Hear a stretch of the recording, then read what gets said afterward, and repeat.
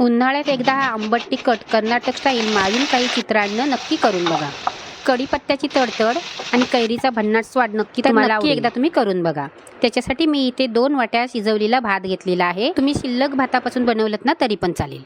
एक कैरी घेतलेली आहे। कैरी घेताना कडकवाली घ्यायची आणि 4 सुक्या मिरच्या, 2 हिरव्या मिरच्या, 1 चमचा उडीद डाळ, 1 चमचा चणा डाळ आणि 4 ते 5 चमचे शेंगदाणे घ्यायचे। शेंगदाणे थोडी जरा जास्त घ्यायचे, भातामध्ये खूप छान लागतात। सर्वप्रथम आपण कैरी आहे ना ती सोलून किसून घेणार आहोत। मी इथं सर्व कैरीचा वापर करणार नाही आहे, पण अर्ध्यापेक्षा जास्त कैरीचा वापर करणार आहे। तुमची जशी कैरी आंबट असेल ना त्याप्रमाणे तुम्ही कैरीचा वापर करायचा आहे। 2 वाटी भात असेल ना तर 1 वाटी आपण किसलेली कैरी घालायची आहे। मी इथे पॅनमध्ये भात करणार आहे, तुम्ही कढईमध्ये केलं तरी चालेल। 2 चमचे तेल घालायचं। राई, चणा डाळ, उडीद डाळ आणि शेंगदाणे यांना आपल्याला चांगले असे परतून घ्यायचे आहेत।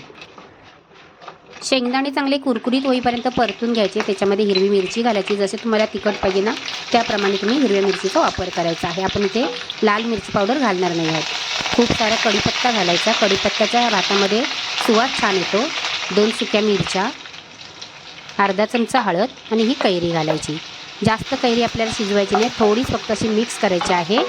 सुरुवातीलाच आपण जर कैरी जास्त शिजवली ना ती नरम पडते, म्हणून आपल्याला सुरुवातीला कैरी जास्त शिजवून घ्यायची नाही। चांगला आपला तडका तयार झालेला आहे, त्याच्यामध्ये आपल्याला बारीक कुस्करलेला असा भात घालायचा आहे। कुस्करून घ्यायचा चांगला मोकळा करून, चवीप्रमाणे मीठ घालायचं आणि मिक्स करून घ्यायचं। ह्याच्या आधी जर तुम्ही असा कैरीचा भात केला नसेल तर नक्की एकदा तुम्ही करून बघा।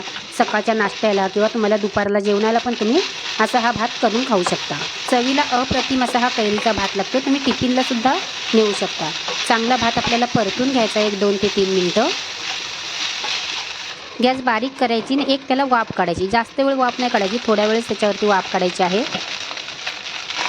एक वाफ आल्याच्यानंतर भात मिक्स करून घ्यायचा आहे। त्याच्यामध्ये आपल्याला तळलेले काजू घालायचे आहेत। तुम्ही फोडणीमध्ये पण काजू घातले असते ना ते करपले असते, म्हणून मी असे बाजूला असे तळून घेतलेले आहेत। वरून कोथिंबीर घालायची, ओलं खोबरं घालायचं। तुम्हाला पाहिजे ना तर चिमूटभर असा याच्यामध्ये तुम्ही गूळ किंवा साखर घालू शकता।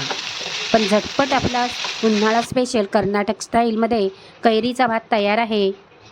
आजचा कैरीचा भात आवडला तर नक्की लाईक करा आणि चॅनलवर जर पहिल्यांदाच आला असाल तर चॅनलला सबस्क्राईब करा। वेळात वेळ काढून तुम्ही माझे व्हिडिओ बघता त्याबद्दल मी तुमचे खूप खूप मनापासून आभार मानते। थँक्यू।